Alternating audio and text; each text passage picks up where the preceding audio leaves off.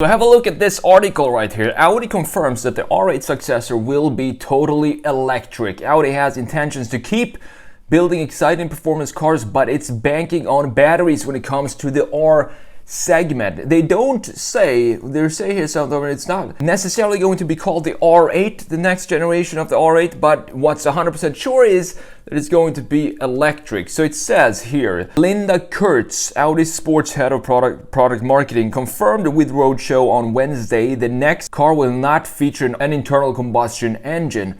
After dipping its toes in electric performance with the e-tron GT, Audi Sport's next challenge will be work to transform the R segment, the entire R segment. It is going to go fully electric. So what I want to do with this information right here, why not? Since they have confirmed that the next R8, or whatever it's going to be called, the Halo sports car of Audi, is going to be electric, why not try to turn the current V10 610 horsepower Audi R8 V10 Quattro and turn that into an Audi R8 EV and see what that could look like. Take maybe the face from the e-tron GT and apply that onto the package of the I'm going to take the first generation R8 because I think that's a more beautiful design, and I think that's also more in line with the more simple approach. I guess you could say Audi is also turning into a more simple approach. They're still a bit complex when it comes to the edges and the creases and the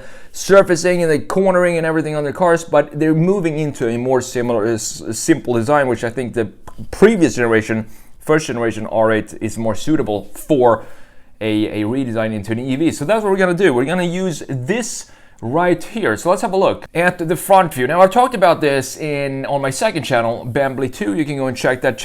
Actually, Bambly 2 is my third channel, which you can go and check out as well if you want to. I just dropped our vlog from Tennessee, road trip up to Tennessee. My wife's first time going off-roading. We had a lot of fun. You can go and check that out on my third channel called Bambly 2. I'm gonna link all of it down in the description. But on my second channel, I talked about this. Which one I prefer about these from these two, the current generation R8 and the previous generation R8. For me personally, there's no question whatsoever which is the most beautiful Audi R8, and that is, I think this is a 2015 R8 V10 where you have the upgraded headlights. The LEDs right here are now LED bars instead of having those separated LED lights like you have on the first generation R8, which was pretty cool as well, very futuristic of the time. But I think this design right here with the new headlights and subtle changes to this design is just the most, in my opinion, the most beautiful looking R8 ever made. So I want to take this and turn that into an EV based on the e-tron GT. But first, let's have a look at the current generation R8. And what I don't like about this is that it's too many lines going nowhere in this design. You can see that nothing is connected here as they are in the first generation. You have this line in the fender going in and creating this side and framing of the entire front fascia, and then you have this line in the hood going into the other side of this framing of the headlights. And you have these also being in line here, this line right here. And on top of that, the end of the headlight follows this line into the framing right here and the intake in the front end. While in the current generation R8, it gets a little more complex. It gets a little more unorganized in my opinion. You also have these Lamborghini-inspired front wings right here, which came pretty recently, a couple of years back. And you have these lines right here that don't connect anything to the headlights. It's just a bit of a more messier design in my opinion. So what I want to do is, as I said, take the first one and apply the Audi e-tron GT's front face onto the R8 and see how that is going to turn out, because I think this front face applied to the first generation R8 right here is actually going to work pretty well. But what I want to do with the R8 and the e-tron GT here to have it be more in line with the design language of the first gen R8 is to make it simplified here. So for example, this surfacing right here, I want to make this a lot simpler and just have it be one single surface like this, not with a bunch of vents going here. So just a solid surface panel right there that I think is going to look a lot better on the R8. So with that said, let's continue in Photoshop and let's see how this R8 EV is going to turn out. All right, so let's get started here. The main difference that I'm gonna do with the e-tron GT's face applied to the R8 package is going to be, I want to have it be a little more squinty, a little lower in height, so not as tall as the e-tron GT, because the R8 front fascia is pretty low and pretty front tilted, is front leaning forwards. So we need to make sure that those are in line, the proportions of the front end are in line with what the R8 actually is. And if you look at what Audi is currently doing, for example, this Unitron concept, I think it's a concept, but it's a fully working car. I think it's for Ken Block, if I'm not mistaken, to do some hill climb. Maybe it is Pikes Peak that they're focusing on with that concept, but it shows that Audi can make really cool stuff when they go electric.